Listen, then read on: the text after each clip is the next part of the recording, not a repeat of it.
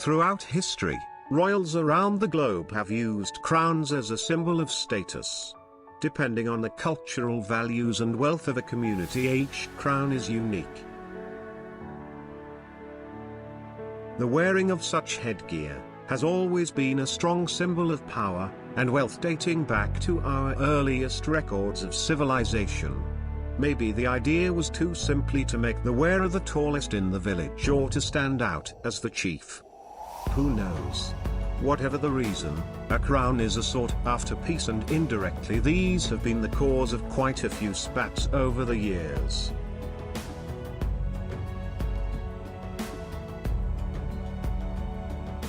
The bigger the headgear, the more important you are.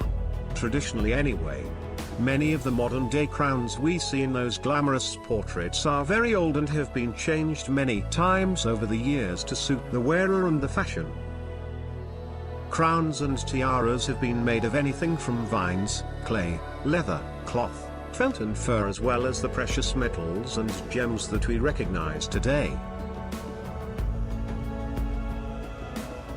Most of these well-known pieces spend much of their life in museums, protected by heavy security. The custodian of these pretties doesn't even get to pop them on from time to time to prance around in front of the mirror. So, let's indulge ourselves with this marvelous crown jewels and their history to humankind. 10th on our list is the Corona Ferrea, or in English, the Iron Crown of Lombardy. Made in the 4th century, it is considered to be one of the oldest symbols of Christendom, forged by mankind. This crown was originally actually a votive object, because it is believed that the metal hoop fixed to the inside of the crown comes from the nails of the cross of Christ.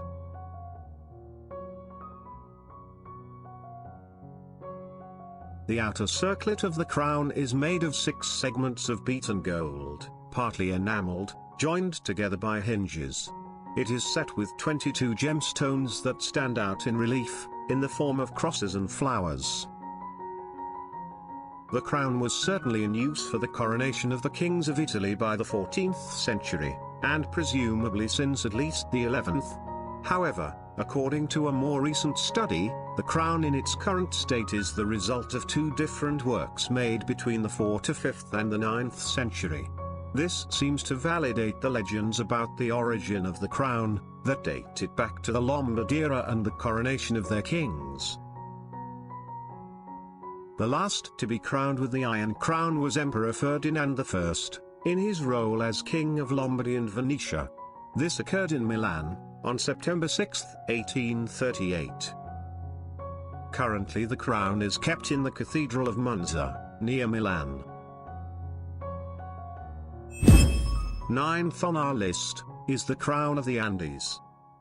This is the only crown in the list that is not made for mankind. It is far more divine. It was for the Virgin Mary, the Immaculate Conception of Popayan, Colombia.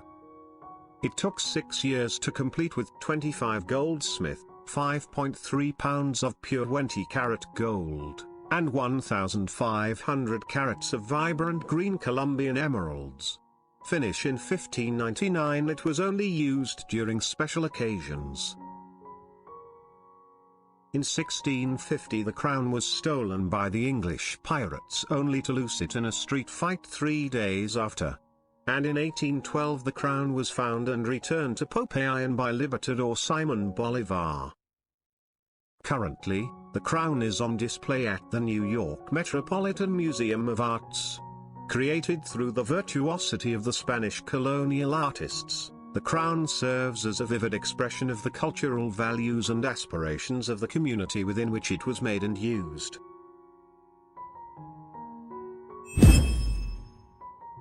Eighth on our list is the crown of Saint Wenceslas. Made in 1347.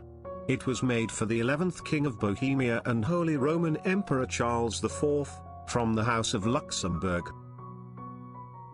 He had it made for his coronation, dedicating it to the first patron saint of the country, St. Wenceslas, and bequeathed it as a state crown for the coronation of future Bohemian kings. The Street Wenceslas crown is made of 21 to 22 carat, 88 to 92% gold and decorated with precious stones and pearls. Unlike many other European royal treasures, the Street Wenceslas crown is not displayed publicly, and only a replica is shown. It is kept in a chamber within St. Vitus Cathedral, accessible by a door in the St. Wenceslas Chapel. The jewels are only taken from the chamber and displayed for periods of several days on notable occasions, approximately once every 5 years. The crown was last exhibited in May 2016 to mark the 700th anniversary of the birth of Charles IV. Number 7. The Royal Crown of Nepal. The crown consisted of 730 diamonds, over 2,000 pearls, precious rubies, large carats of emeralds and other gems. The earliest record of the crown was when it was shown in the portrait of the first king of Nepal, King Prithvi, in 1768. The crown was last used during the coronation of King Jayehendra way back in 2001. And sad to say that, after 239 years of the Shah dynasty, it came to an end on 2008 when King Jayehendra stepped down as monarch, and Nepal was declared as republic and no longer a kingdom. Next on the list is the Holy Crown of Hungary, also known as the Crown of Saint Stephen. The crown was the coronation crown used by the Kingdom of Hungary for most of its existence since the 1st century. No king of Hungary was regarded as having been truly legitimate king without being crowned with it. It was first called the Holy Crown in 1256. During the 14th century, royal power came to be represented not simply by a crown, but by just one specific object, the Holy Crown. This also meant that the Kingdom of Hungary was a special state. They were not looking for a crown to inaugurate a king, but rather, they were looking for a king for the crown, as written by Crown Guard Peter of A. He also depicts that the Holy Crown is for the Hungarians what the Lost Ark is for the Jewish people. The last king to be coronated by the crown was King Charles IV, on December 30, 1916. The last Hungarian king was a tragic hero who searched for peace in a situation in which a victory for his allies would have posed at least as big a threat to the people of the Austro-Hungarian Empire, as a victory for the Entente powers would have done.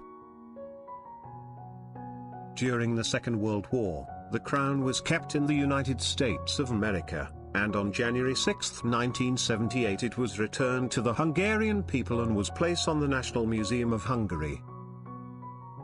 Currently the crown rests on the Parliament House of Hungary, where it symbolizes the country from ancient times to the present. Fifth on our list is the Empress Crown of Persia. Following in the footsteps of policies initiated under the White Revolution that directed the further emancipation of Iranian women, Mohammad Reza Shah determined to make a symbolic gesture by crowning his consort, Empress Farah, during his own elaborate coronation ceremony in October 1967. Until that date, the wives of Persian monarchs had never been crowned since the Muslim conquest of Iran, so it was therefore necessary to design a new crown for the occasion. The frame of the crown is made of white gold and is lined with a cap of green velvet. The crown contains 36 emeralds, 105 pearls, 34 rubies, 2 spinels, and 1,469 diamonds. Empress Farah Pahlavi was the first female monarch to be crowned in the 2,500 years of the Shah dynasty and unfortunately its last. Fourth on our list is the St. Edward's Crown. It is the centerpiece of the crown jewels of the United Kingdom. Named after St. Edward the Confessor, it has been traditionally used to crown English and British monarchs at their coronations since the 13th century. The original crown was a holy relic kept at Westminster Abbey, Edward's burial place, until the regalia was either sold or melted down when Parliament abolished the monarchy in 1649. During the English Civil War, the present version of St. Edward's crown was made for Charles II in 1661. It is solid gold and is decorated with 444 precious and semi-precious stones. After 1689, it was not used to crown a monarch for over 200 years. In 1911, the tradition was revived by George V, and all subsequent monarchs have been crowned using St. Edward's crown, and the last one who used it was Queen Elizabeth II, the current monarch of the United Kingdom since 1953.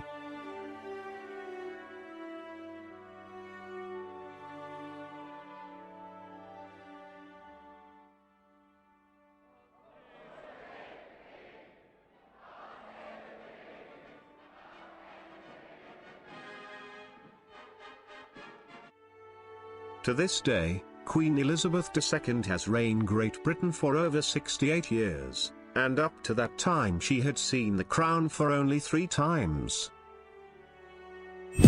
And third on our list is the famous Pahlavi crown of Persia. It was the traditional coronation crown in the Persian crown jewels which was used during the Pahlavi dynasty, 1925 to 1979.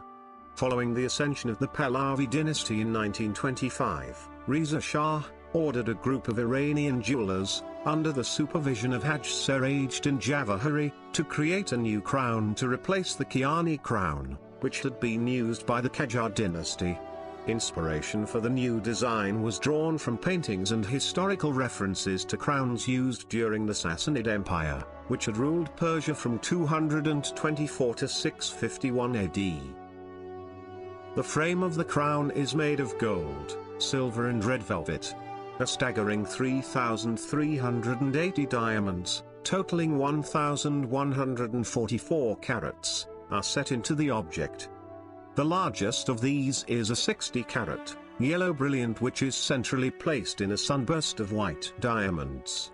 Found in 3 rows are 369 nearly identical natural white pearls.